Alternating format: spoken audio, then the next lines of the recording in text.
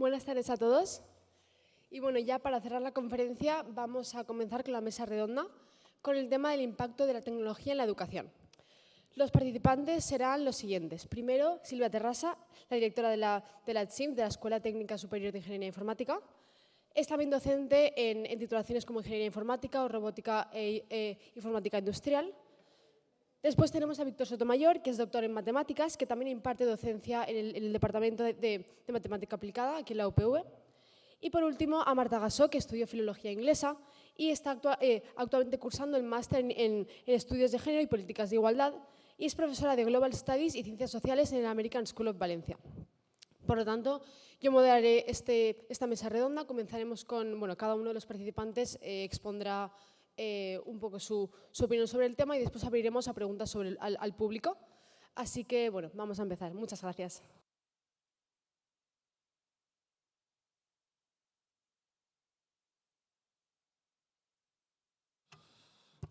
Hola, buenas tardes. Nada, en primer lugar, darle el agradecimiento público tanto a Marina como a todo el equipo organizador por la organización del evento, que yo creo que ha sido magnífica y la asistencia ha sido durante toda la jornada muy alta, así que es un fiel de reflejo de que las cosas se han hecho bien, así que enhorabuena y gracias por la invitación.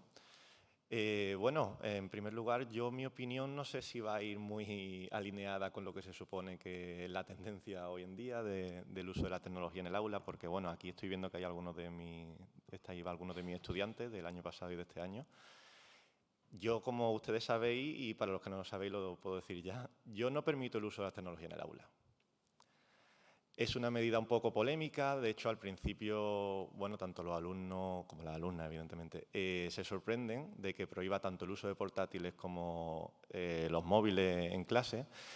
Y la principal razón es que creo realmente que distraen, que el índice de distracción ha aumentado significativamente en los últimos años y en gran parte se debe a eso. Es decir, basta con que os deis un paseo por la escuela de informática, cualquier otra escuela. ¿Cuántas aulas con las puertas abiertas veis y cuántos alumnos están sentados en el fondo con los portátiles que están jugando al solitario, mirando en Zara ropa, con las redes sociales? Es decir, se ve. Entonces, en ese sentido, yo siempre digo que no es que esté en contra de la tecnología, sino que estoy a favor del uso adecuado de la tecnología. Es decir, si un estudiante quiere usar la tablet para tomar apuntes, a mí me parece genial. Pero ponte en primera fila que yo vea que de verdad es para eso. Y si te ganas mi confianza, podrás seguir usándola. Pero en el fondo no, porque no me fío y la realidad es que luego se usa para otros fines que no son los adecuados. Eso significa que, evidentemente, las clases, por mi parte, son clase magistral. Que eso también tiene una connotación negativa que me gustaría que reflexionemos sobre ello. Es decir, la clase magistral no creo que tenga que significar una clase aburrida o una clase donde la comunicación es unidireccional. Es decir, bajo mi punto de vista, una clase magistral es una clase donde el profesor lleva el ritmo de la clase y marca cuando ahora se da teoría, ahora se da práctica, ahora hacemos ejercicio, o lo que hago yo, ¿no? Ahora salís usted de la pizarra, ahora participáis. Es decir, intento que sea lo más interactiva posible y yo creo que eso no está en contra del uso de la tecnología. Entonces, en ese sentido, también yo creo que el alumno de esta manera se ve involucrado, sabe que le puedo llamar en cualquier momento para que participe en la pizarra, sabe que me puedo saber su nombre, que eso también hace que provoca un mayor engagement, que se dice hoy en día, ¿no? Una mayor interactividad entre el alumno y el profesorado. Es decir, hay muchas maneras de hacer una clase interactiva hoy en día, pero desde luego lo que me he visto obligado es a prohibir totalmente el uso de la tecnología en el aula, por estos motivos. Y realmente no es que yo esté siendo una profesora innovadora, porque la rueda ya está inventada, me refiero. Podéis ver numerosos artículos hoy en día que se están publicando en diferentes medios de comunicación o en revistas, donde hacen análisis de cómo en los últimos años estas distracciones han aumentado significativamente en el aula y han hecho que los estudiantes muchas veces pierdan capacidad lectora, su caligrafía sea peor, sus hábitos de escritura estructurada sea peor. Es decir, tengo aquí, por ejemplo, un artículo donde menciona que, sin ir más lejos, aquí en España, el IES, la Escuela de Negocios de la Universidad de Navarra, ha prohibido ya en sus aulas el uso también de la tecnología. La London Business School también va por esa línea. Es decir, en este sentido yo creo que la privada se ha adelantado a la pública y está volviendo un poco para atrás, prohibiendo el uso de la tecnología en el aula y volviendo a tomar apunte a papel y las clases de esta manera. Entonces, yo creo que hasta que no intentemos remediar de alguna forma este vicio donde nos hemos metido, donde la tecnología nos distrae a todos, porque ¿quién aguanta ya viendo un capítulo de una serie o una película entera sin mirar el móvil? ¿Cuánto nos cuesta mantener la atención durante una hora seguida? Yo creo que son preguntas que nos tenemos que hacer todos y saber por qué nos está costando tanto. Entonces, esa es mi postura y es lo que quería comentar. Muchas gracias. Bueno, pues yo estoy más bien en contra de lo que ha dicho mi compañero. A ver, distracciones. Bueno, yo recuerdo cuando no estaban ni los móviles ni los portátiles en clase ni nada, que mis compañeros se distraían haciendo juego de barquitos. Es decir, las distracciones han existido siempre. Debemos de pensar que tenemos estudiantes responsables, porque si no partimos de esa base es un poco triste, ¿no? ¿Hay gente que se distraerá? Sí, pero da igual. No hace falta que tengan un móvil o un portátil en la mano para distraerse. Pueden estar mirando a las musarañas y no estar en la clase conectados. Con lo cual, yo creo que el uso de las tecnologías precisamente hace que, el buen uso de las tecnologías en el aula hace que ellos se sientan más conectados con la asignatura. Yo, por ejemplo, gasto portátiles, gasto lo que haga falta. Es decir, yo creo que para mi asignatura es indispensable porque tienen que programar, tienen que probar cosas y una clase de programación en pizarra, eso es bastante tedioso, con lo cual tienen que practicarlo, tienen que probarlo, tienen que hacer cosas. Entonces siempre les digo que se traigan el portátil, que hagan cosas. ¿Que hay gente que está despistada? Sí, pero yo estoy convencida de que si no tuvieran el portátil también estarían distraídos, con lo cual tampoco podría hacer mucho por ellos, ¿no? Y hay que hacerse amigos de la tecnología, porque si no vamos para atrás. Es decir, la tecnología tiene que ser herramientas que nos ayuden a mejorar. Precisamente porque el tiempo que tienen para estar atentos es cada vez menor.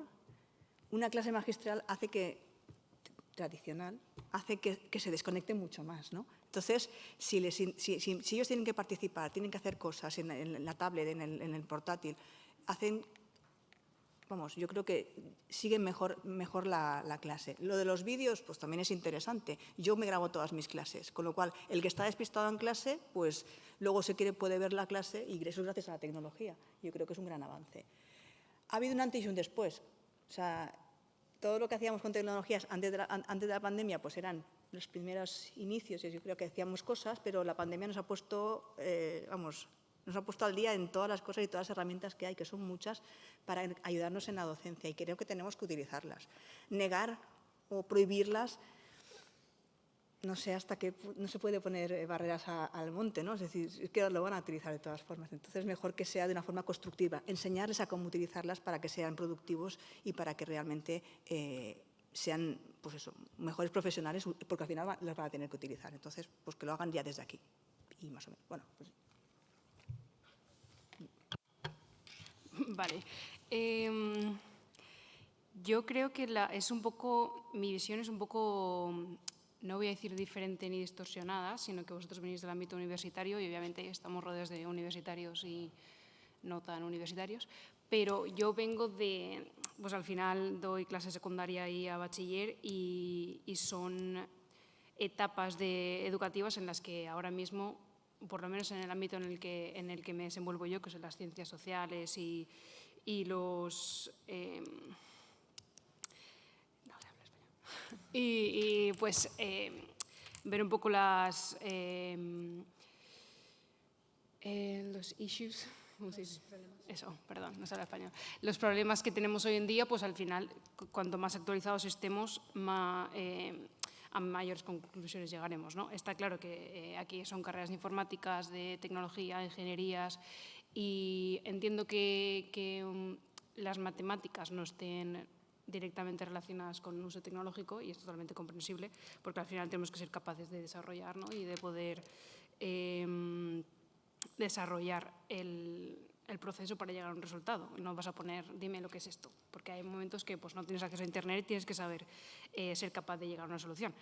Sí que es verdad que en la era digital en la que vivimos, sobre todo en los colegios, pues al final la tecnología, ya sea el uso de las tablets, ordenadores, ha dejado una huella indeleble en todos los aspectos de esta sociedad, ¿no? Y sí que es verdad que yo vengo de un colegio privado en el que si la mayoría, o por no decir el 99,9% de los estudiantes vienen de familias que se pueden permitir el uso de estas tecnologías y tener un dispositivo propio, que esto hace que sobre todo hoy en día, que tenemos más estudiantes con una educación que se distraen más o que hay más diagnósticos de TDAH, de TDA, que hay mucha gente que dice, no, es que estáis sobrediagnosticando a los niños.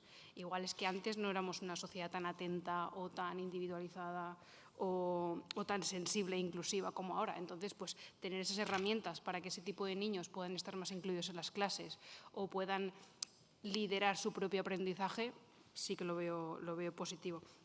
En cuanto a lo que habéis comentado de la capacidad lectora es peor, yo diría que un poco dependiendo del ámbito en el que te muevas. O sea, yo, por ejemplo, mis clases son basado en investigación y en proyectos, entonces, pues para ser capaces de responder a una pregunta tienen que llegar a su propia conclusión. Porque ¿cuántos de aquí hemos visto un libro de historia, de sociales, que estaba, quieras o no, la persona que ha escrito ese libro tiene una opinión propia y estás estudiando algo conforme a la opinión o la sociedad en la que hayas nacido, ¿no? Obviamente, voy a poner descubrimiento entre comillas de América en 1492, pues para nosotros fue un descubrimiento, pero igual cuando lo estudian en Estados Unidos fue un ataque, ¿no?, a su civilización. Entonces, para que ellos mismos puedan tener su opinión de decir, quiero saber si es un descubrimiento o quiero saber si es un ataque. No quiero tener la opinión de lo que me diga este libro o lo que me diga mi padre o mis padres o Internet o lo que sea. Entonces, que sean capaces de buscar su propia opinión haciendo indagación en artículos recientes, en libros que solo tienen acceso a Internet, pues es una herramienta positiva para ellos. Voy a ver por aquí unas cosas, pero bueno, y solo está claro que tiene varias desventajas. Yo lo vivo en clase porque tienen un momento que tienen que investigar ellos con sus recursos y no sabes si están mirando Instagram, TikTok, Twitter o en realidad lo están haciendo, ¿no? Entonces sí que es verdad que puede ser una desventaja en cuanto a concentración. A veces puede llegar a fomentar la desigualdad pues, si no se garantiza un acceso equitativo, ¿no?, a los dispositivos electrónicos. Entonces, al final, un poco entre comillas todo. Sí que es verdad que nosotros tenemos un programa que se llama Mobile Guardian, que lo pones y tú ves lo que hacen. Entonces, como que no pueden salirse. Si están jugando, lo sabes. Entonces, pues un poco ahí los controlamos. Pero que está claro que en una universidad pública no puedes hacer eso. Es cierto, ¿no?, por protección de datos y todo eso. Entonces, pues sí que es verdad que, como has dicho antes, la tecnología es nuestro futuro y o nos adaptamos, es adaptarse o morir, ¿no? Entonces, puede ser el futuro de la educación, yo pienso que está aquí y qué menos que adentrarnos en ello o explorarlo. Muchísimas gracias a los tres. Ahora vamos a abrir el turno de preguntas del público. Si me permitís, voy a empezar yo con la primera. Han mencionado tanto Silvia como Marta que hay que hacerse amigos de la tecnología y esto plantea la siguiente pregunta. ¿De qué forma se están integrando las tecnologías en la educación? Sobre todo para ver la diferencia entre lo que es la educación universitaria y en institutos y bachillerato. Entonces, ¿qué pensáis? A ver, lo bueno que tenemos aquí, que es la Universidad Politécnica, es una universidad tecnológica, con lo cual herramientas tenemos un montón, es que las queramos utilizar o no, ¿vale? Porque desde los vicerrectorados, el vicerrectorado de planificación, que es el que se dedica a todo el tema de la parte informática de la universidad, pues nos dan herramientas para poder nosotros trabajar y los alumnos aprender. Entonces, que podrían hacer más cosas, pero yo lo que hay que ver es que a nivel de herramientas creo que somos una de las mejores universidades a nivel nacional, estamos bastante adelantados y eso es lo básico, es decir, lo básico es tener herramientas para poder trabajar y luego también hay pues proyectos PYME y hay iniciativas de profesorado en innovación docente que lo que hace es poner en práctica y hacer buenas prácticas para que sea ejemplo para otros profesores. Los que aún no se han decidido a utilizar la tecnología, pues que tengan esa experiencia previa de compañeros y yo creo que es el camino, ¿no? Es decir, todos no vamos a hacerlo al principio, pero con que haya un grupo suficientemente numeroso que contagie al resto, yo creo que, y que estén, sobre todo que estén las herramientas para poderlo hacer, es fundamental. Sí, nosotros en el cole tenemos, pues empiezan con 5 años en lo que sería tercero de educación infantil con iPads hasta quinto y luego en sexto en Estados Unidos empieza lo que sería secundaria de sexto a octavo, que es segundo de la ESO, ¿no? Y ahí tenemos un programa que les damos un Chromebook al principio del año y al final del año, en junio, nos lo tienen que devolver. Entonces, pues a partir de ahí todos los profesores trabajan con ellos con Google Classroom, con correos. Entonces, tienen ellos un ordenador que se lo ha dado el colegio, que no se lo tienen que buscar ellos, porque al final los niños de sexto que tienen 11 años, pues un ordenador con 11 años igual es demasiado pequeño. Y después en lo que sería bachiller o secundaria alta y bachiller no les dan un Chromebook, pero sí que si no tienen ordenador porque no tienen, los padres no se lo han comprado, porque no tienen recursos, lo que sea, van al departamento de tecnología y pueden coger un Chromebook que se lo dejan al principio del día y luego lo tienen que volver al final. Entonces, pues dentro del horario escolar, el acceso a la tecnología es, yo diría, indispensable y un 100% de lo que pueden hacer. Quiero un Chromebook, lo tengo. Después, pues obviamente, supongo que aquí también pues, tenéis proyectores, tenemos pantallas digitales, los profesores les dan tanto un Mac como un iPad para compartir pantalla y trabajar con ellos. Luego tenemos una app del cole, que los padres se comunican a partir de ahí, una revista semanal que sale todos los sábados, pues Instagram, tal. Entonces, pues al final es todo, absolutamente todo. Hay pantallas por todas partes en el cole diciéndote cómo van las placas solares, qué han hecho los de quinto la semana pasada. Entonces está como todo, tienes tecnología por todas partes.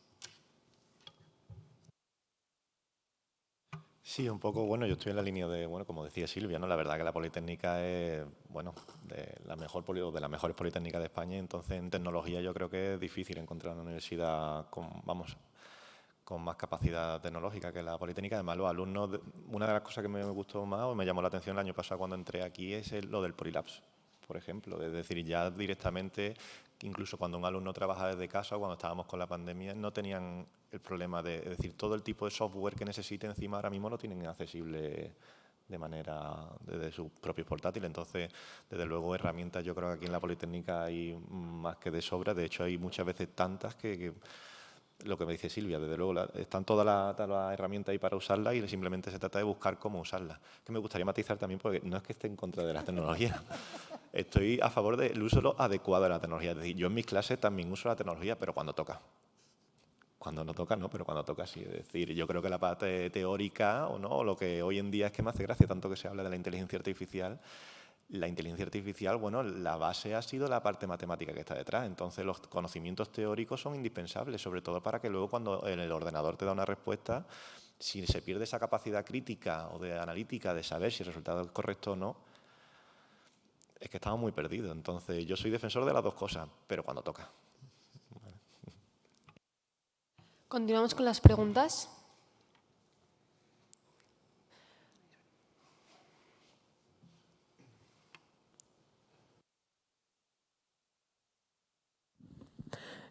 Hola, buenas. Yo soy José Luis.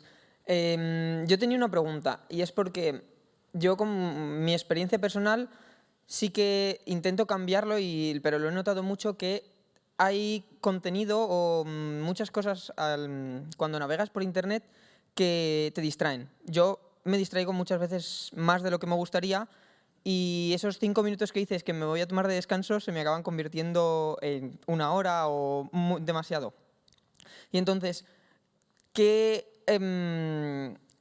técnicas o hábitos o formas de mejorar esa parte o cómo evitar caer en ese tipo de contenidos o de formas, por así decirlo, de perder el tiempo dentro de las tecnologías para poder, como estabas diciendo tú, utilizarlas de manera adecuada y a utilizarlas a nuestro favor en vez de, en vez de en contra de nuestro rendimiento o de su uso para académico?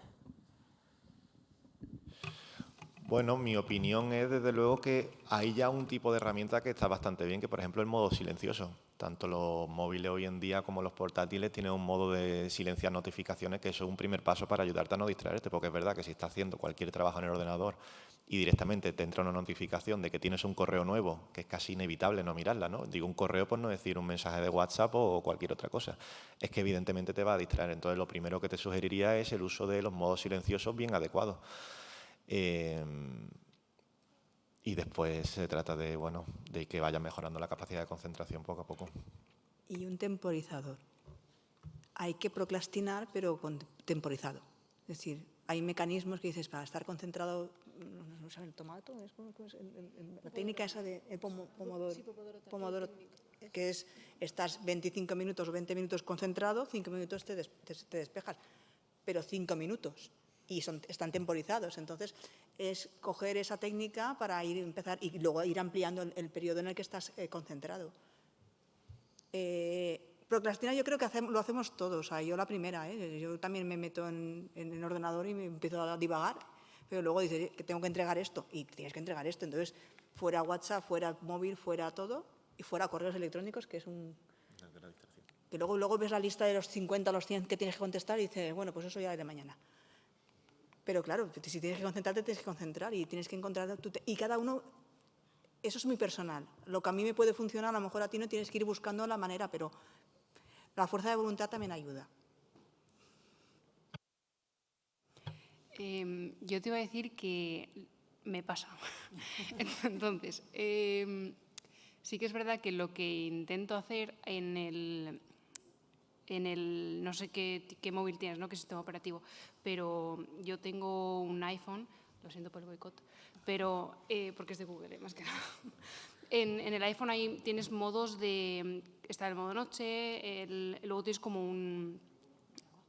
Sí, yo me lo pongo para trabajar sobre todo, porque llegaba al cole y igual estás en un break o lo que sea y te metes en Instagram y en lugar de estar corrigiendo estás en Instagram.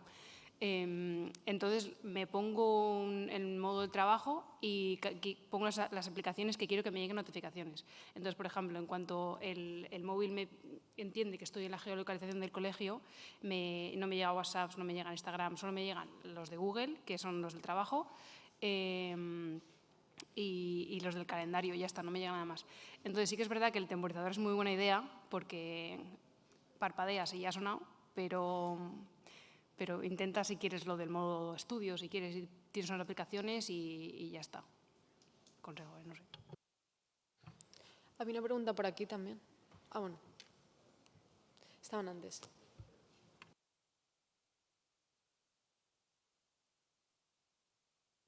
Bueno, yo quería preguntar cuál es vuestra visión, opinión y sobre todo para Silvia, si hay planes para implementarlo de forma semi-obligatoria, el tema de contenido grabado, ya sea clases como contenido adicional o complementario.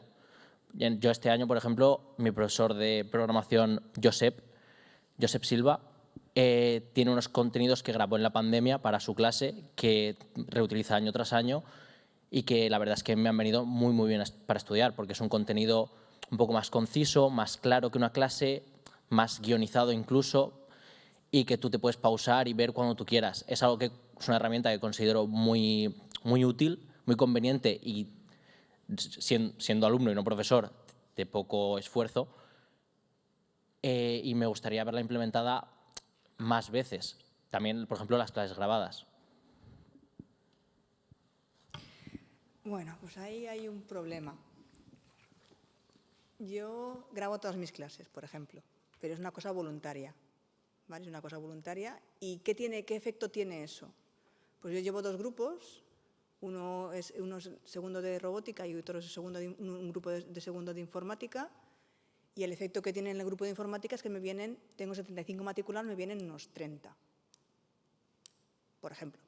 Es decir, está bien y yo no voy a dejar de hacerlo.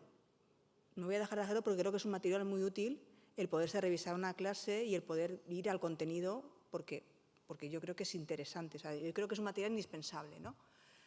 Pero también sé que tiene esa contrapartida. En el grupo de robótica no se me va nadie, o casi nadie, pero en el grupo de informática sí. Es decir, tú corres, y el año pasado en informática no se me iba nadie, y este año sí, depende del grupo. ¿Qué efecto tiene eso? Pues que hay muchas personas que se piensan que si tienes la clase grabada, ¿vale? Ya se lo verán. Como la tengo grabada, ya me la veré. Ya me la veré antes del parcial. Y ya me la veré antes del parcial es que no te puedes tragar 10 horas de operativos antes del parcial y entender algo, ¿vale? Es decir, que todo tiene sus pros y sus contras. Y hay mucho profesorado que cuando se le empiezan a vaciar las clases dejan de grabar clases. Y es razonable también, porque fundamentalmente la universidad es presencial. Entonces, queremos que estéis ahí, porque sabemos que si estáis ahí, aprendéis más, os desconectáis menos. Sobre todo si hacemos las clases dinámicas, que hacemos ejercicios, es mucho mejor. Pero hay un sector del estudiantado actualmente que piensa que el no ir a clase no pasa nada. Y claro, ese tipo de alumnado hace que otros profesores, no yo, porque yo ya te digo que yo voy a seguir grabando todas las clases hasta que hasta que me jubile, hace que se lo piensen mucho a la hora de grabar las clases y tener el material colgado. Es una pena, pero poco a poco vamos reconvirtiendo, poco a poco vamos convenciendo a más profesorado para que haga esa labor, porque es muy útil, pero hay un sector de profesorado que no, y no se les puede obligar. Entonces, pero desde la escuela siempre intentamos motivarlos para que lo hagan. O sea, pero ya te digo, es voluntario. Pero yo estoy contigo que es muy útil. Sí que es verdad que actualmente la Politécnica incluso tiene muchos programas donde se recompensa a ese profesorado que graba las clases, ¿no? Con los polimedios, ¿no? Si no me equivoco. Si te apuntas. Si te apuntas, claro, te tienes que apuntar. Es decir, existen algunos mecanismos para promocionar que algunos profesores se animen. Es verdad que muchos todavía pues les cuesta mucho, sí, sobre todo si son más reacios al uso de la tecnología, si son reacios simplemente a grabar las clases, etcétera. Es decir, hay un poco de todo. Yo es verdad que estoy a favor también, me parecería genial que estuvieran todas las clases grabadas. Yo, por ejemplo, no lo hago porque tampoco me parece reinventar la rueda. Me refiero, ya hay otros profesores de mi departamento que imparten la misma asignatura y han grabado estas clases muchas veces. Entonces, no sé si tiene un poco de sentido volver a grabar lo mismo desde mi punto de vista. Pero lo que sí que es verdad es que volvemos un poco a lo mismo. Se pierde... o sea, yo creo que si no tiene el vídeo es como que te obliga muchas veces a ir a clase. Es lo que te hace, por ejemplo, que llegue el examen y no te intentes pegar toda la panzada a la última semana. Es decir, es un poco hacerlo por bien. O sea, no sé si lo hacen con esa intención, pero yo puedo entender que al final algunos profesores, por ejemplo, no decían grabar las clases porque no quieren que ese alumnado deje de ir a clase, porque entienden que a lo mejor pues hay mucho alumnado que no es responsable. Es decir, si lo hacen por ese motivo, lo puedo llegar a entender. A mí me parecería idílico que todas las clases también lo mismo, como dice Silvia, estuvieran grabadas y ojalá por parte del alumnado también tuviéramos un alumnado responsable en un porcentaje alto y siguieran viniendo a clase y solamente cuando un día no pudieran ir a clase, pues se consultaran el vídeo. La realidad es que no sé si es esa la mayoría.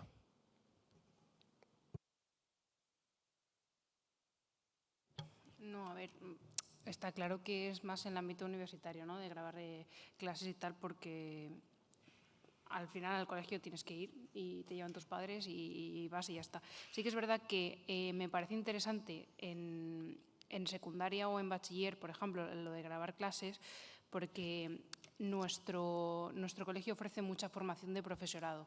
Entonces, hace un par de semanas, quien dice 2 dice 4, estuve en Madrid, en el American de Madrid, haciendo un curso de 2 días. Y quieras o no, curso tras curso, pues pierdes muchas clases y si ya hay un montón de contenido que ver y vas perdiendo clases, pues que hay veces que la gente dice, no, pues no trabajas, no estás con los niños, es mejor. Pues al final molesta porque vas perdiendo clases y luego tienes que dar 2 temas en 2 semanas. Y no es así. Entonces sí que con las páginas web que te dejan grabar encima de un PowerPoint, por ejemplo, yo lo que hago cuando me voy de conferencia o de curso es grabarme y luego se lo envío a los alumnos a la hora a la que tienen que verlo, que es cuando están en clase, y sí que le digo al profesor que esté sustituyendo o que lo ponga en la pantalla principal y que lo vean todos, o que lo pongan en su ordenador con cascos, que es una forma de no perder clase cuando el profesor no está. Sí que es verdad que solo hace 3 años que salí de la universidad y si me hubieran dicho ir a la mascleta o ir a la clase de matemáticas que está grabada, igual me hubiera ido a la mascleta. Entonces, entiendo ambos puntos de vista. A ver, eso es lícito y todos los días no estamos igual y un día te puede apetecerte ir a tomarte una cerveza o una Coca-Cola al bar, ¿vale? Pero eso de forma continuada hace que te desenganches de la asignatura y sin darte cuenta. Encima es que no te das cuenta y cuando quieres volver a clase para engancharte ya estás tan perdido. Entonces, es un arma de doble filo y ellos tienen que ser conscientes también de que es un arma de doble filo el tener toda la información grabada. Pero bueno. Yo repito, sé que sois adultos, con lo cual, cada uno. Continuamos con las preguntas. Sí. Vale. Bueno, que antes he escuchado la palabra IA por ahí y bueno, la pregunta era tanto al ámbito universitario como al ámbito de secundaria y bachiller. Y era si la IA realmente creéis que afecta al aprendizaje y si no podría usarse como una herramienta más para favorecer ese aprendizaje. Bueno, pues como siempre, la respuesta es depende. Yo creo que depende mucho del área. Es decir, claro, es que tengo que hablar desde mi punto de vista, que es el de las matemáticas, ¿no? Yo imparto clases en primero de matemáticas en muchos trozos teóricos, aunque luego intentamos ver las aplicaciones que eso tiene. Entonces, el uso ahí de la inteligencia artificial es que la inteligencia artificial tú le intentas poner un problema de los nuestros y es que no te la va a resolver. Es que directamente, o si te da algo, es totalmente algo erróneo. Entonces, intentar ver cómo se puede aplicar ahí, en la parte a lo mejor de programación, sí, en la parte que vemos de programación con Python, intentar trabajar con grafos desde el punto de vista del programa con Python, ahí sí que lo veo muy interesante porque, por ejemplo, corrige muchos errores. Es decir, un error que a lo mejor un alumno puede estar escribiendo código y se le ha olvidado un punto, una coma, una mayúscula, cualquier error de sintaxis, pues se lo puedes poner a Python, a cualquier herramienta de esta, como ChatGPT, y te lo corrige en un momento. Y no tienes que estar esperando a que el profesor a lo mejor venga y te corrija eso, o si estás en tu casa, que no le puedes preguntar al profesor. Entonces, en ese sentido de programación sí que le veo una utilidad enorme, enorme. En el punto de vista de la matemática, las bases teóricas matemáticas que luego tienen aplicación, ahí lo veo un poco más complicado. A ver, ChatGPT. La llegada de ChatGPT ha revolucionado todo. Ha revolucionado hasta la forma que nosotros pensamos que tenemos que evaluaros, por ejemplo, porque ahora hay mucho tipo de evaluación que ya no se puede hacer porque no te puedes fiar. O sea, que no le hayáis preguntado a ChatGPT para resolver cualquier tipo de memoria o de redacción, ese tipo de trabajos, si no son supervisados, no se pueden hacer y fiarte 100% de que el material es genuinamente de los estudiantes. Y aparte de eso, lo que tenéis que tener en cuenta es que ChatGPT miente mucho y miente muy bien.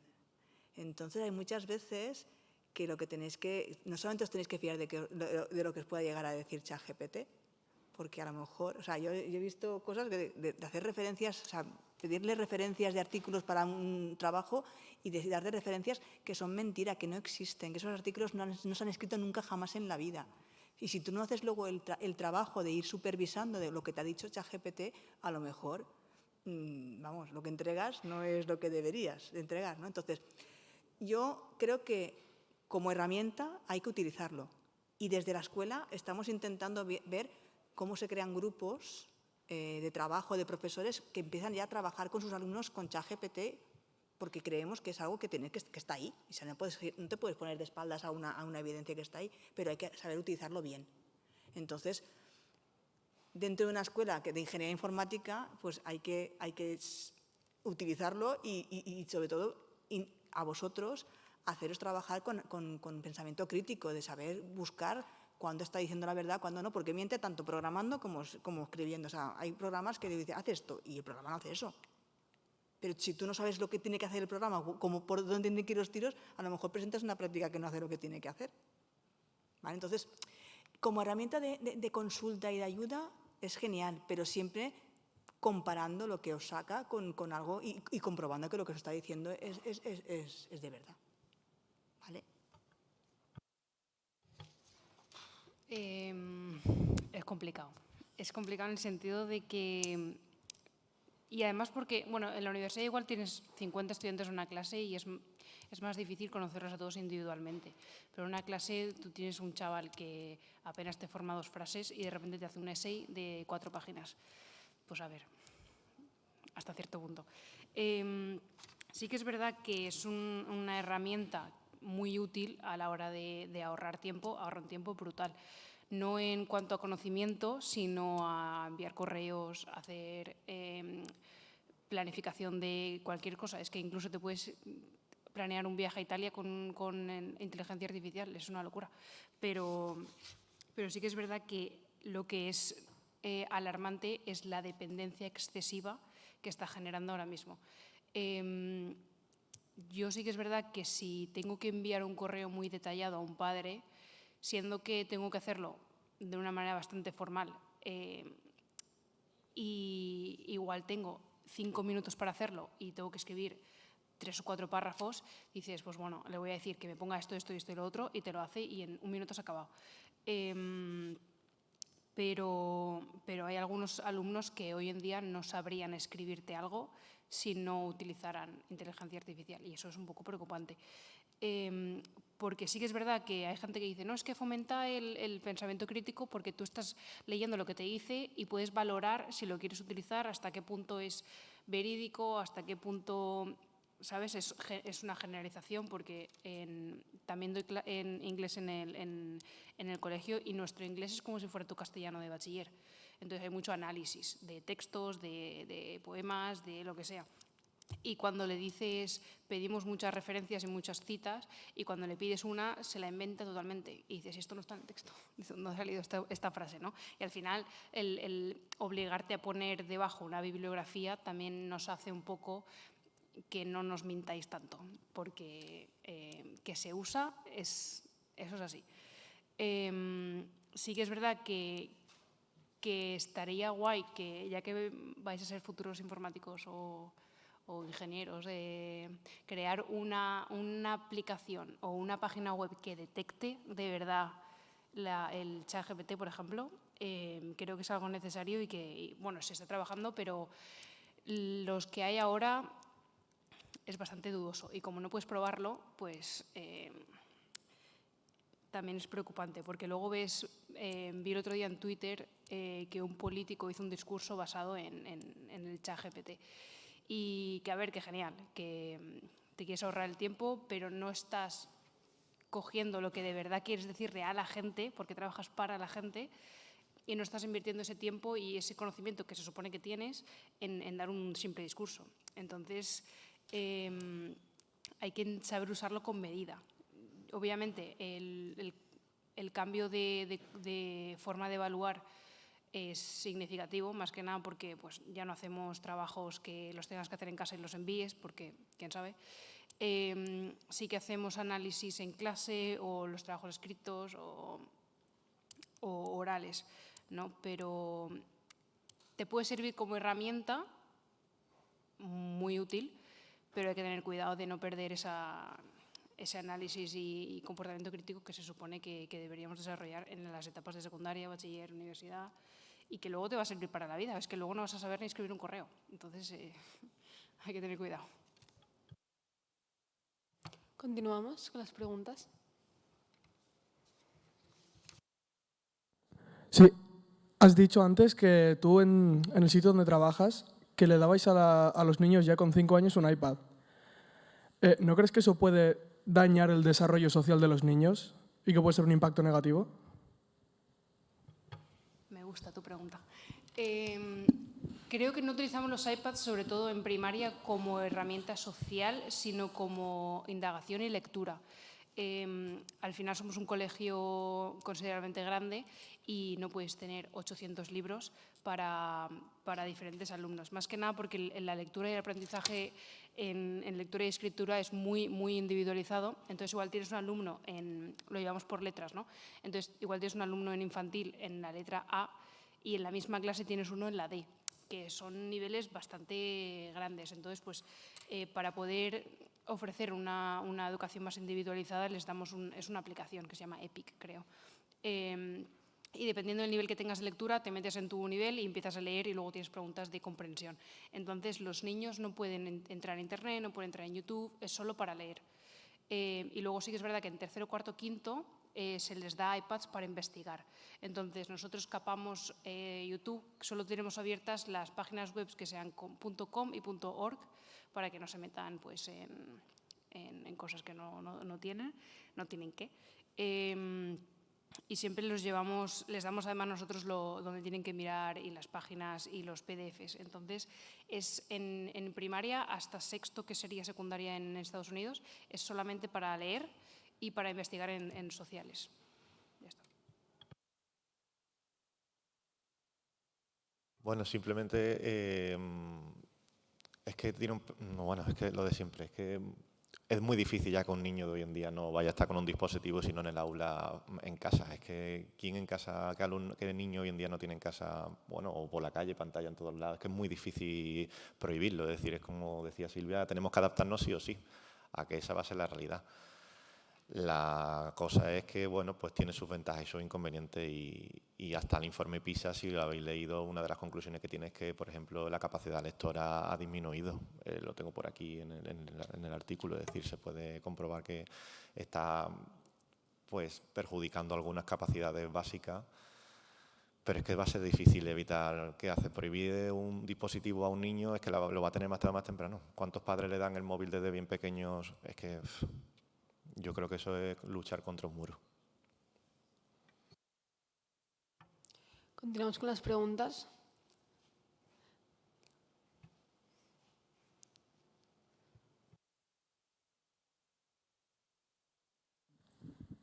Buenas. Yo quería retomar el tema de las clases grabadas y, bueno, yo pienso que el alumnado no es tan responsable y muchas veces, como habéis dicho, faltan a clase y pecan de ello. Y no solo eso, sino que además, sabiendo que lo tienen grabado, se confían y muchas veces se lo dejan todo para último momento. Igual te estudias en una semana pues, toda la asignatura para intentar aprobar y ya está. ¿No pensáis que igual sería mejor fomentar más las tutorías? Que creo que mucha gente no las utiliza. Igual hace que la gente vaya más a clase y aprenda más que con los vídeos grabados. Las tutorías son a voluntad del estudiantado, ¿no? Entonces, por mucho que les digas, vente a tutorías, aunque me digas, no sé nada, de cero, yo soy de las que digo, me da igual que no me vengan no me he enterado de nada del tema, ¿me puedes explicar el tema otra vez? Y yo se lo explico, o sea, más facilidades que tienen conmigo, ya te digo que... Pero no vienen. O sea, hay una cosa que tenéis los estudiantes a veces, es que tenéis vergüenza de ir a hablar con un profesor o profesora, no sé muy bien por qué, y pedir una tutoría o estar a solas diciendo, y que se den cuenta de que a lo mejor no sabes tanto como deberías de saber yendo a sus clases, pero es que eso es totalmente lícito y totalmente normal. Y creo que no sé de ningún profesor que no te explique lo que te haga falta cuando vayas a tutorías. Pero claro, el primer paso, yo estoy contigo de que las tutorías son fundamentales, pero tenéis que pedirlas. Vuelvo a poner el ejemplo, 2 grupos. Un grupo que no hago más que hacer tutorías con ellos y otro grupo que no ha venido ninguno a tutorías. Bueno, una persona ha venido a tutorías. Entonces, los recursos están, pero hace falta que vosotros también queráis venir a tutorías. Yo tengo tutorías eso no sé si se está grabando o no se está grabando, espero que no. ¿Sí? Se está grabando. Pues entonces no digo nada. Yo tengo tutorías de alumnos que son míos y alumnos que no son míos. Entonces, facilidad máxima. Y yo creo que mis compañeros hacen lo mismo. Entonces, no sé muy bien por qué no venís. Pero es una buena pregunta. Las tutorías están ahí para utilizarlas y es un momento estupendo para engancharse en la asignatura.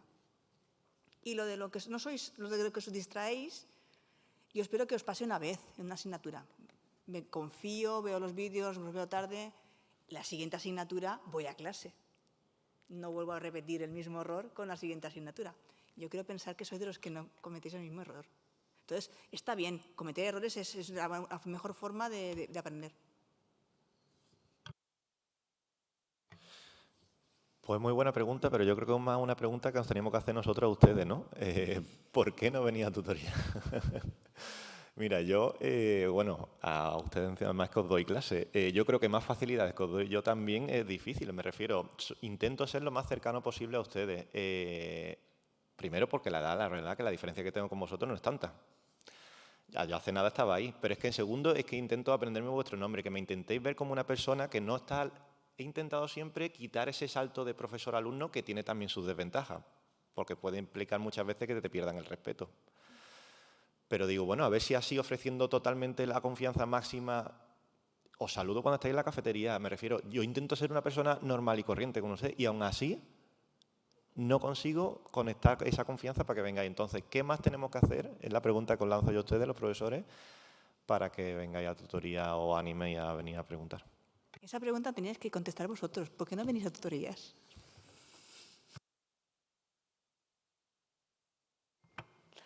Continuamos con las preguntas. Bueno.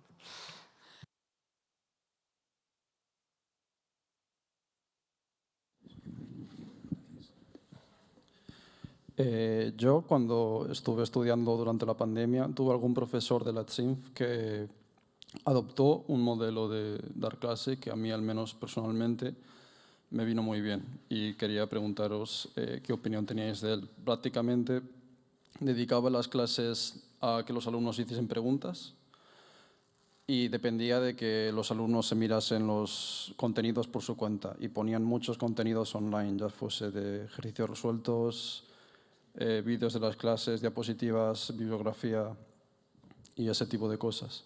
Eso se llama flip teaching. Sí, me había olvidado del nombre, pero lo tenía... ¿Qué opináis? El flip teaching es maravilloso, pero cuando yo llego me pasa 3 cursos, llego a la clase y digo, vamos a seguir la metodología flip teaching, os vais a ver las cosas en casa y vamos a hacer ejercicios en el aula. A la 3ª clase me dicen, ¿y tú por qué no puedes hacer una clase normal? Porque es cierto que para las personas responsables que se miran las cosas antes de llegar a clase, se lo estudian, ese es el mejor método porque es cuando realmente asimilas, porque realmente haciendo es cuando asimilas lo que has estudiado. Entonces, el modelo tradicional es yo te cuento las cosas y tú en casa deberías de practicar lo que yo te cuento. Y el flip teaching es al revés. Tú te miras la teoría en casa y en clase nosotros trabajamos y practicamos con la supervisión del profesor, que es mucho más enriquecedor.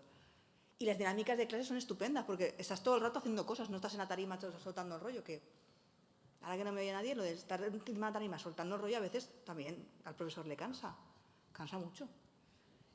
Pero para eso tiene que estar un 90, o te pones muy tajante y dices, no, es esta la metodología, punto pelota y no hay otra opción, o como me pasa a mí que soy muy blanda, pues me convencen y al final voy otra vez, hago un mix, intento hacer más ejercicios que teoría, pero al final el alumnado no todos están en disposición de tener ese tipo de clases, porque tienen que llevar la asignatura muy al día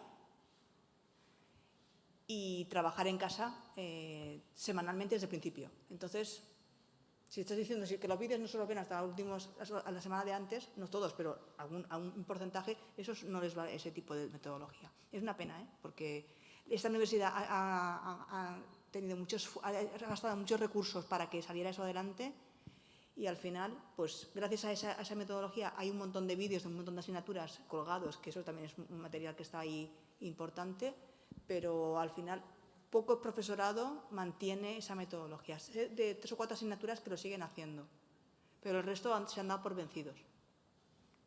Es una lástima. Nada, coincido plenamente con Silvia. Es tal cual la definición que hubiera hecho yo. Es que la docencia inversa es genial si se sigue. El problema es que es muy difícil, yo creo, que encontrar hoy en día un grupo de estudiantes que un porcentaje alto la siga. Sí que es verdad que a lo mejor en la pandemia pues estabas más obligado, ¿no? Porque evidentemente si no había docencia presencial o si la había pero era online, que bueno, podías saltártelo o lo que sea, a lo mejor se motivaba más, pero ahora que hemos vuelto a la presencialidad yo creo que es una idea muy buena, pero en la práctica la realidad es que es muy difícil. Y sobre todo con grupos de 500 alumnos.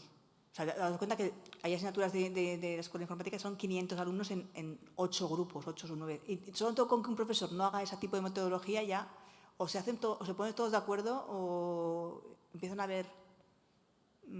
porque claro, la evaluación no es la misma, no debe ser la misma. Empiezan ahí unos matices que son complicados de gestionar. Pero bueno, en asignaturas, por ejemplo, de ramas, sí que sé que algunas asignaturas de ramas sí que lo siguen haciendo, que son grupos más reducidos.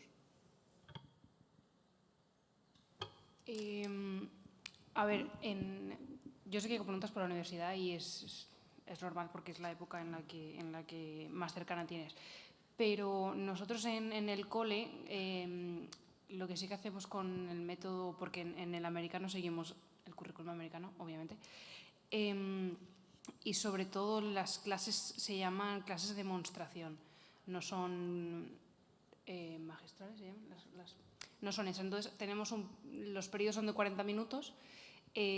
Los primeros 10, 15 se utilizan para enseñar lo que tengas que enseñar, que lo llamamos teaching point.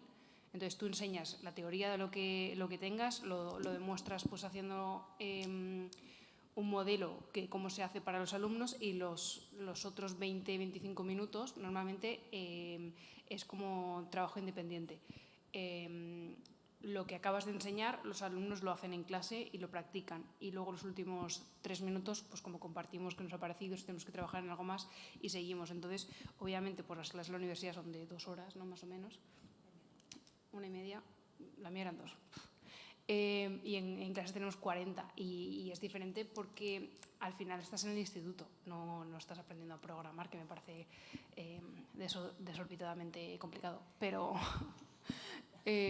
sí que es verdad que creo que el modelo de aprendizaje que tenemos es muy favorable para los alumnos en cuanto a que pueden aplicar lo que les acabas de enseñar en clase y no tienen que hacerlo en casa.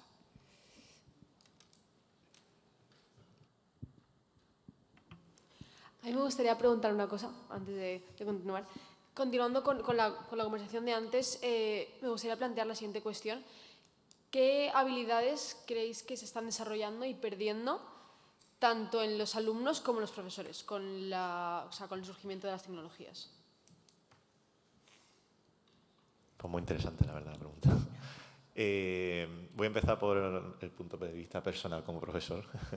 Yo creo que una de las habilidades, por ejemplo, es la escritura en la pizarra, los hábitos de escritura organizada. Yo creo que es verdad que hoy en día mucha gente utiliza diapositivas, yo el primero, por ejemplo, para la parte teórica uso mucho diapositivas y para la parte práctica más la pizarra. Y es verdad que he notado que, por ejemplo, me cuesta más pues ubicarme en la pizarra, intentar seguir un orden y no ser desordenado, que los alumnos lo valoran luego mucho, porque claro, cuanto más organizado hagas tú las cosas, mejor lo adquieren ellos. Entonces, es verdad que he notado muchas veces que me cuesta a lo mejor seguir un poco el orden. A lo mejor es por falta de práctica, seguramente. Es una de las habilidades que yo creo que nosotros, por ejemplo, puede ser que estemos perdiendo. Por parte del alumno, la capacidad de redacción, por ejemplo, una caligrafía mejor. La velocidad de escritura, por ejemplo, que luego en los exámenes tienes tiempo limitado y a lo mejor no te da tiempo porque no estás practicando esa rapidez al escribir. Esas son las dos primeras que me vienen a la mente. Pues, no sé, yo lo de escribir en la pizarra como no lo deja hacer, pero también es cierto que en función del tema, pues soy más desastre, soy menos desastre. Y tengo alumnos que me pueden decir que a veces soy muy desastre. sobre todo con las rayas nos llevan fatal. Pero yo no creo que sea por culpa de la tecnología, es por culpa de que tengo... Pero sí que es cierto que sí que noto el nivel de concentración. O sea, lo mismo que veo en mis alumnos, ¿no? Eso de que te estás concentrada y como tengas el móvil lo tengas pues con el WhatsApp activo y tal, la pérdida de concentración sí que he notado que me he perdido bastante. Pero bueno, igual también son los años, que también eso es otro factor a añadir. Después, en ellos veo que la capacidad de estar poco tiempo atentos, o sea, se dispersan mucho y eso obliga a que si quieres tenerlos ahí tienes que ir cambiando de actividad y eso también a ti pues, te genera otro tipo de dinámica en clase que a lo mejor es positiva, ¿no? Yo pienso que una de las cosas buenas que tienen es que son multitasking. O sea, pueden hacer un montón de cosas al mismo tiempo, cosa que a lo mejor nosotros no podíamos hacer. O sea, pueden estar con una serie, que no sé hasta qué punto de todo eso lo pueden hacer al mismo tiempo, pero dan el pego total de que sí que lo pueden hacer. Yo lo veo en mis hijas que pueden hacer, tienen 5 cosas encima de la mesa y van haciendo y tranquilamente. Entonces eso yo creo que también es positivo. O sea, decían, cuando yo estudiaba, que nuestra generación era la peor generación que habían tenido estudiantes, que como los anteriores nunca jamás habían tenido que vaya tela. Y ese es un mantra, ¿no? que todas las generaciones lo están o sea, siempre es, los que tienes en el aula son mucho peores que los de hace 5 años. Eso es mentira, sois diferentes. Y lo que pasa es que si tú eres un profesor estático que crees que tú no tienes que modificar nada de cómo tú das la clase para que ellos aprendan, ahí está el error. Es decir, tu público cambia, tú tienes que cambiar la forma de hacer las cosas para llegar a todos ellos. Entonces, esa es tu responsabilidad. Yo creo que todos los estudiantes son maravillosos y aprendo un montón de ellos y que las nuevas tecnologías lo único que hacen es pues, hacer las cosas diferentes y que eso es muy enriquecedor porque así no te despistas y cada año aprendes cosas nuevas.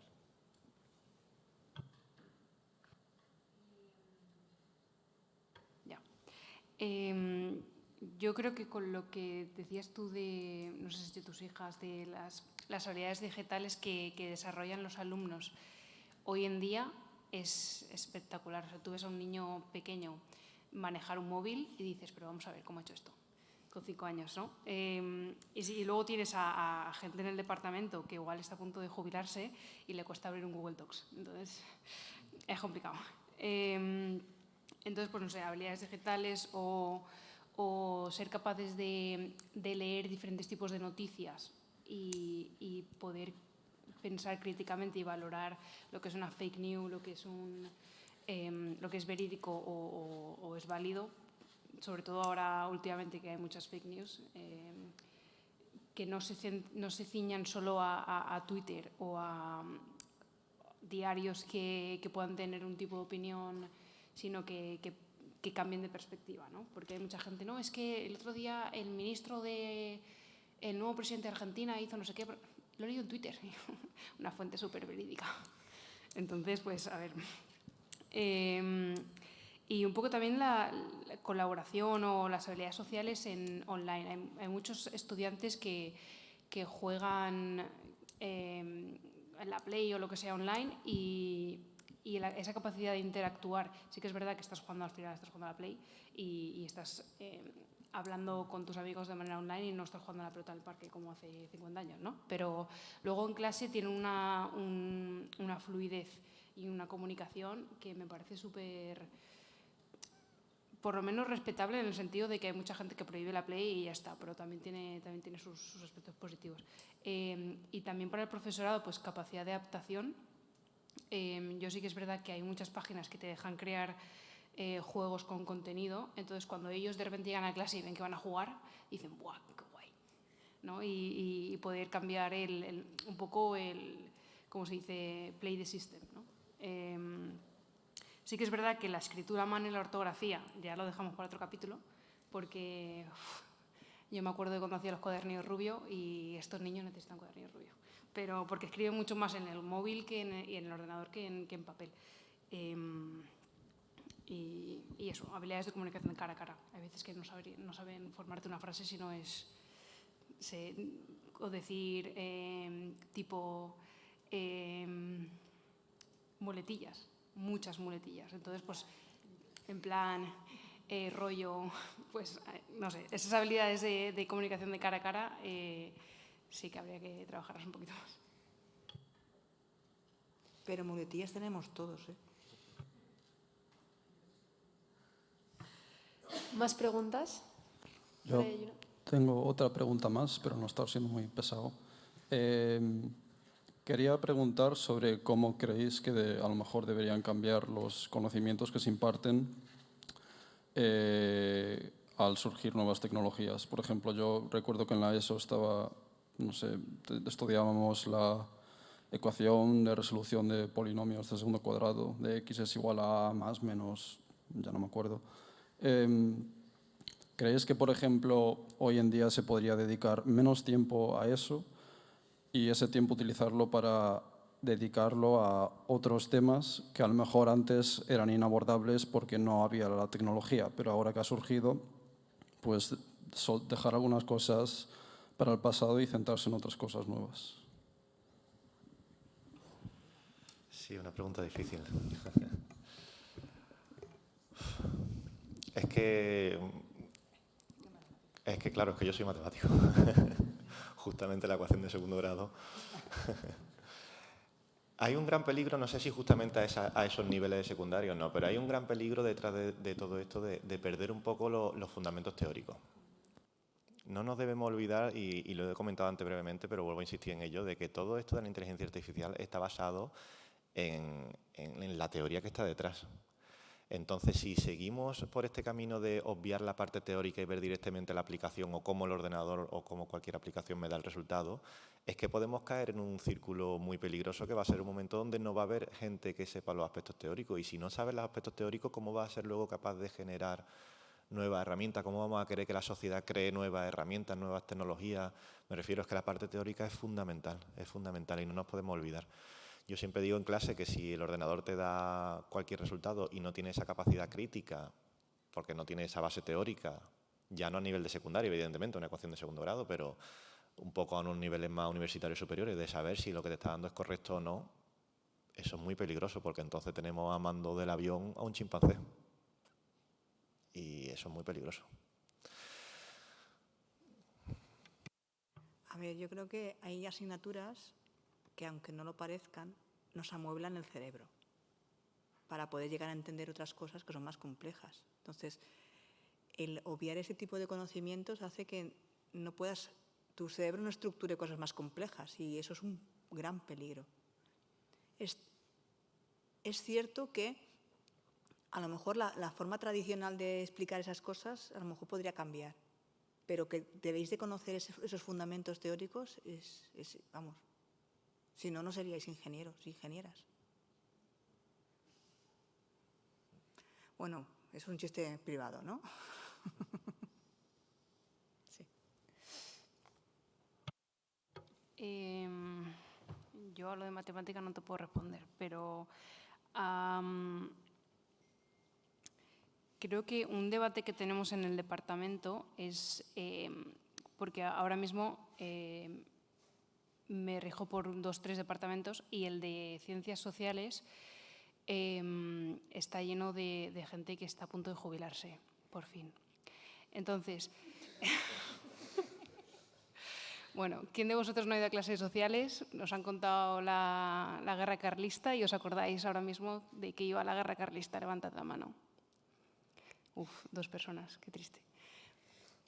Bueno, el caso, es un ejemplo, ¿eh? Sí que es verdad que la forma en la que te explican cómo pasaron las cosas es importante. Pues si te pasas una hora diciéndole a un chiquillo de lo que iba a la guerra carlista, pues igual sale de clase y dice no me entero de nada. Pero tienes otros modelos de aprendizaje o conceptuales que igual no te tienes que memorizar en qué año pasaron esas cosas, pero porque tienes la información a tu alcance y no es de vital importancia. Está claro que eres el piloto de un avión y tienes que saber, ¿no? De cómo funcionan las cosas, por lo menos. Entonces, yo creo que depende un poco también del área en la que te envuelvas. Sí que es verdad que luego llegas a mesas redondas o a debates o quieres ser una figura pública y te hacen una pregunta que no sabes responder y, a ver, hay que tener un poquito de miramiento. Obviamente, pues no hace falta memorizarse fechas, años, nombres, absolutamente todo, pero sí que es verdad que hay que tener una base conceptual que es necesaria y de ahí un poco jugar con la estrategia de tu método de enseñanza. Que sí que es hacer proyectos, que sí que se aprenden haciendo trabajos y proyectos, por si acaso no. Pero, o sea, la base la tienes que tener y luego ya depende un poco de cómo quieras, ¿no? Hay otra pregunta por detrás, sí. ¿Se oye? Sí. Yo tenía una pregunta que relaciona dos temas que se han tratado ya, que es el hecho de grabar clases y el hecho de implementar la inteligencia artificial en la educación. Porque la sensación que me ha dado es que, por lo general, la visión del uso de la inteligencia artificial no es muy positiva por vuestra parte. Entonces, si se implementase de otra forma, por ejemplo, yo tengo entendido que tú puedes alimentar una inteligencia artificial con un contenido en concreto. Si alimentásemos una inteligencia con los datos de los vídeos de las clases para después a los alumnos ofrecerles una especie de asistente con mucha GPT especializado en los temas que se ha dado. Lo digo porque, por ejemplo, yo en las últimas semanas me he propuesto aprender un framework de JavaScript, ¿vale? Que yo no sé programar JavaScript, pero quiero aprender. Y como he visto que con ChatGPT es bastante fácil, me puse a preguntarle de forma... Como que me ocurren mucho las preguntas, siendo muy concreto, y vi que el resultado era muy bueno. O sea, las explicaciones que yo conseguía me han sido muy útiles para avanzar en aprender a programar. Entonces, yo me imagino tener un chat que sea como preguntarle al profesor y lo vería mucho más útil que intentar hacer un trabajo haciendo trampas, inventándome los datos y que ponga una fuente de los datos que es falsa. ¿Cómo veríais una implementación así, por cambiar el enfoque? Es que un chat preguntándole al profesor ya existe en la tutoría. O el correo electrónico. Bueno, pues entonces dependerá del profesor. Yo, desde luego, estoy siempre disponible, pero no sé, mis compañeros, ¿qué opinan? A ver, tener un asistente 24/7 sería genial, porque es cierto que cada uno tiene su ritmo de vida, ¿vale? Y que poderlo tener sería interesante. Yo no lo veo descabellado. Y seguramente os sentiríais mucho más cómodo preguntándole al ChatGPT que veniendo a tutorías. Eso es una cosa que a lo mejor deberíais mejorar, porque al final el trato humano debería de valer algo, ¿vale? Es una opinión personal, ¿vale? Dicho esto, yo sé que yo tengo estudiantes que le hacen preguntas a ChatGPT y no entiendo este concepto. ¿Me lo puedes explicar como si tuviera 5 años? Y el ChatGPT se lo explica como si tuviera 5 años. Y dice, pues así lo he entendido. Y eso me parece una cosa muy útil. Pero eso me lo dijo una tutoría, que también me parecía interesante. Es decir, que todo es correcto, pero sin perder de vista que estamos en la universidad presencial, que creo que el contacto humano es lo que da el plus. Porque si no, vídeos hay millones. O sea, la información está ahí, toda. Si lo bueno es que lo que debería de pasar en el aula es que lo que os aportamos en el profesorado fuera suficientemente chulo como para no tenerlo que buscar por ahí. Pero se ve que o no estamos en la misma onda o no estamos en el mismo momento vital, porque hay veces que pasa y hay veces que no. Pero debería de pasar más. Deberíais de encontrar el valor que tiene el asistir a una clase y, sobre todo, a lo mejor, no con todos los profesores, no lo sé, pero hay clases que es importante asistir. Las de FSO hace falta asistir. Que lo sepáis.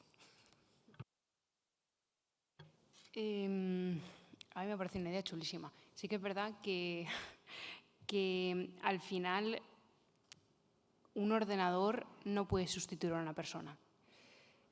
Y lo que valoras de una tutoría, por ejemplo, ejemplo, ¿no? O de una clase, es el poder analizar junto al profesor y tener ese feedback directo y poder construir sobre ese análisis.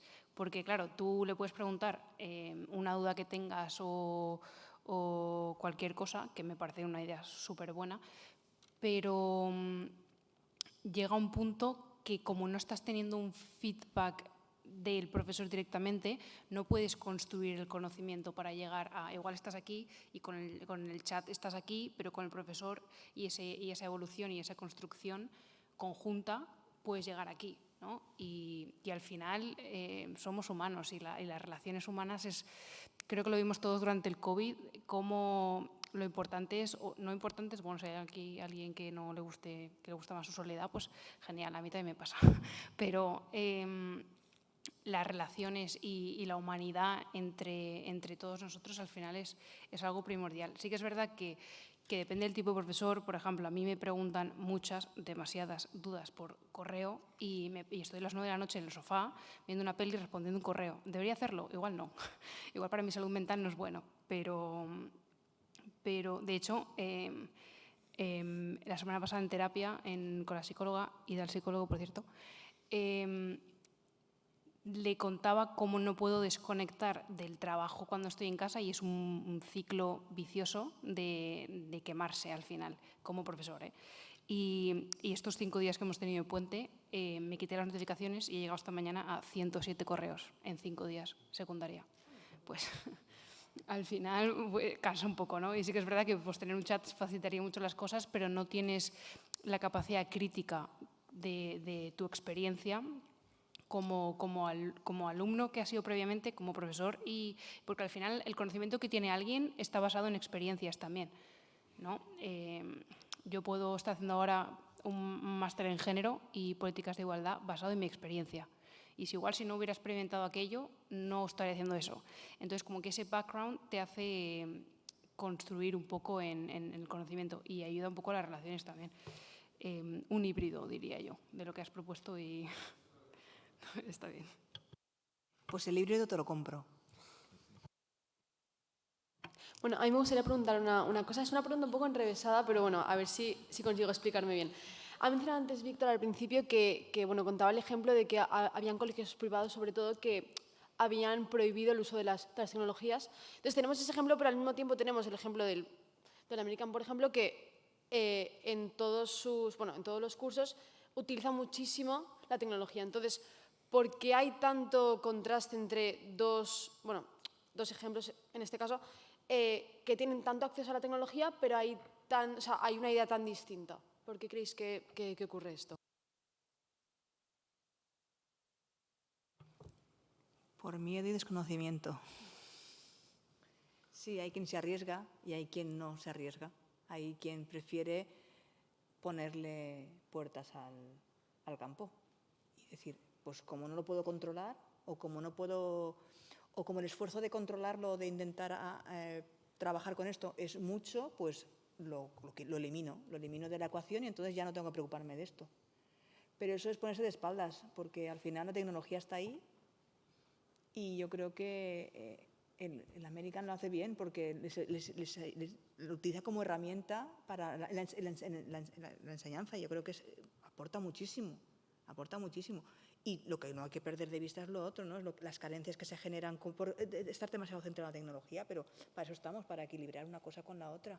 Yo creo que no se puede cerrarse en banda de la tecnología. Yo creo que no es una buena táctica, porque está ahí.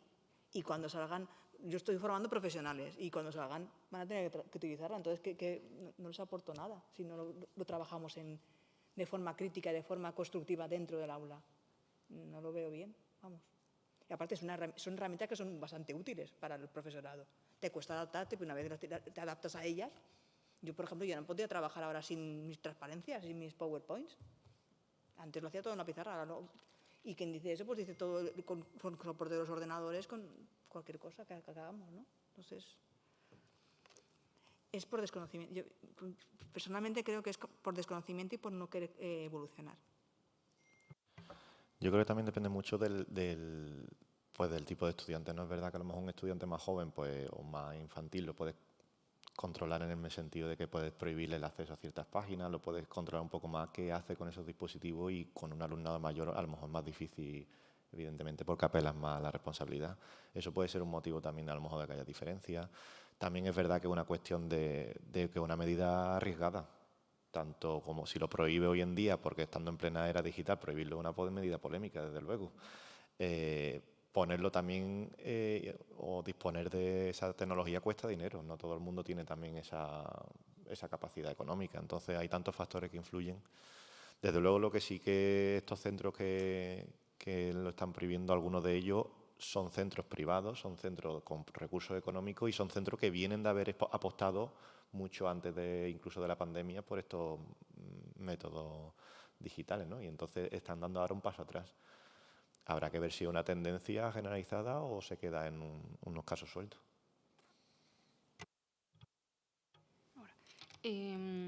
A ver, yo vengo de una institución en la que la tecnología está ahí presente en todo momento, ¿no? Sí que es verdad que tampoco sabemos un poco cómo han utilizado la tecnología en las universidades que mencionabas y tampoco sabemos de dónde se han retractado. Habría un poco que analizarlo todo, ¿no? Pero sí que es verdad que al final lo que decías, pues les enseñas a programar y tienen que aplicarlo de alguna manera. O, yo qué sé, les das conceptos, les das recursos, pero al final eso lo tienen que aplicar de una manera oral y presente. Un ejemplo, en esta última unidad que estamos dando, estamos hablando de la economía, ¿no? Y de cómo afecta la economía a la desigualdad económica y si deberíamos abordarla de una manera ética y moral. Pues ellos están investigando sobre esa preguntita súper fácil y que igual dices, pues investigo y ya está. Pero si no lo aplicas, tenemos un debate el viernes como si fuera una mesa redonda y al final si no lo aplicas no puedes enseñar o canalizar el conocimiento, ¿no? Y sí que es verdad que hay algunas instituciones que prefieren hacerlo ahora en formato papel y un poco más rústico, entre comillas, pero que durante el momento de enseñanza en clase totalmente lícito, porque al final lo que intentas es como coger la atención, ¿no? de los alumnos. Pero a la hora de aplicar y de su propio razonamiento e investigación, hay que cogerlo todo un poco con pinzas. ¿Hay más preguntas? Vale.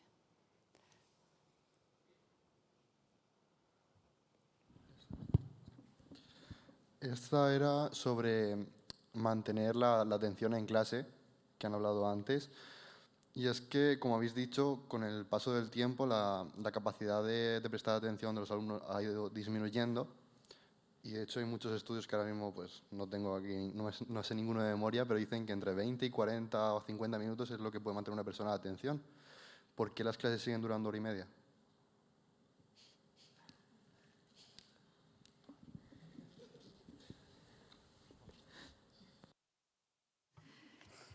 Esa es una pregunta para nota. A ver, pues porque la organización docente y la organización de los títulos, a pesar de que evoluciona, no evoluciona tanto como quisiéramos. Y al final hay que dar unos créditos. Los créditos suponen unas horas presenciales, hay un número de semanas, hay un número de asignaturas y salen a 1 hora y media a la semana. 2 clases de 1 hora y media a la semana con 6 créditos, 2 horas a la semana con 4 créditos y medio. Y como somos ingenieros, eso lo hacemos súper bien. ¿Vale? Hacemos las cajitas con los horarios y todo cuadra súper bien. Y poco margen tenemos para eso, hay poco margen para cambiarlo. Lo que pasa, lo que sí que podemos hacer es que durante esa 1 hora y media no es estar tú hablando tiqui, tiqui, tiqui, tiqui, tiqui, porque sabes que a la media hora ya no te está haciendo caso a nadie. Entonces, la labor del profesor es que esa 1 hora y media no sea 1 hora y media de estar todo el rato prestando atención, sino de prestar atención, de hacer un problema, de hacerlo entre todos, de romper un poco esa dinámica de estar 1 hora y media. Sabemos que 1 hora y media no vas a estar atendiendo, lo sabemos, somos cortos. Pero cambiar esa hora, el tipo de docencia, o sea, cambiar los slots temporales es algo mucho más complejo que no creo que se pueda llegar a hacer en mucho tiempo. Entonces, De la mano del profesor está qué es lo que se hace en esa hora y media para captar vuestra atención y para dejaros momentos de desconexión y volver a conectaros. Creo que es mejor eso que lo otro. O sea, porque si no, si llegamos al extremo de que solamente podéis estar 15 minutos atendiendo, clases de 15 minutos, eso no puede ser. Hay que tener un poquito, ¿no?, sentido común. A mí es curioso, me llama la atención porque yo doy clases de 1 hora, de 1 hora y media y de 2 horas, depende de la titulación. Y me llama mucha atención porque las clases de 2 horas es muy difícil que alguien mantenga, vamos, por no decir casi imposible. Las de 1 hora y media, bueno, y las de 1 hora las siguen bastante bien. Pero claro, el problema también es que para explicar la teoría, teoría incluso práctica, o sea, el contenido de la asignatura, a mí 1 hora se me queda cortísima, 2 horas se me puede hacer largo y 1 hora y media lo encuentro idílico. Entonces, es complicado, es complicado. La verdad que sí que es verdad que la parte clave es la habilidad, yo creo, hoy en día del profesor o de la profesora de intentar mantener la concentración por parte del alumnado, que no es difícil. Y además que me resulta curioso que parece que el profesor hoy en día tiene que ser entretenedor también, ¿no?, del pueblo, del público, ¿no? Parece que tienes que ser, no solo tienes que enseñar, sino que tienes que dar espectáculo, ¿no? Si no das espectáculo es que eres un mal profesor. Es un debate para otro día, pero bueno. Yo vengo de clases de 40. Entonces, genial. Sí que es verdad que en el cole tenemos un periodo son 40 minutos y en secundaria empezamos con los dobles periodos que son 1 hora y 20. Entonces, cuando los niños vienen de 40 minutos de clase y les pones 1 hora y 20, sal de ahí, porque se te tiran. Entonces, lo que hacemos normalmente, como aún así, como suena la campana igualmente entre los 2 periodos, porque igual tu clase tienes doble, pero en la de al lado solo tienen 1 y la campana tiene que sonar. Entonces, lo que yo personalmente hago es, en cuanto suena la campana, les doy esos 3 minutos que tienen de cambio de clase, de que salgan a airearse, y luego vuelven a los 3, 5. Porque es que si no es un poco imposible. A no ser que tengas un debate grande y los tengas súper trabajando en ello, es complicado. Entonces creo que es un poco más depende también de las clases que des, porque la programación igual, yo hablo sin saber, pero lo que hago es dividir las clases en 2, entonces cojo un periodo como son dobles, pues 2 periodos. Y haces una clase, los dejas que se vayan como si cambiaran de clase y luego haces otra. Pero sí, es complicado. Yo en la universidad tenía de 2 horas. De hecho, en febrero tengo que dar un par de clases de 3 horas. E igual la que sale de ahí huyendo soy yo. Entonces no sabría qué decirte. Bueno, finalizamos ya con la última pregunta, ya de cara como al futuro. ¿Cómo veis el futuro de la educación con la continua evolución de la tecnología? Bueno, pues un poco repetir lo que hemos dicho antes. Está claro que va a estar ahí y negarla va a ser imposible. Desde luego lo que tenemos que intentar hacer todo, tanto estudiantes como profesorado, es ver cuál es la mejor manera de usarla.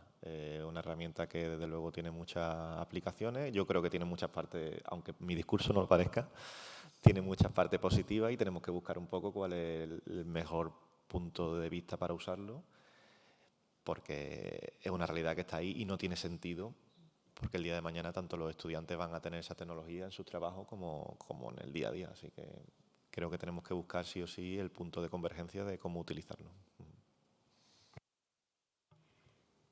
Yo creo que si no lo hacemos crearemos una brecha de acceso a puestos de trabajo y acceso a...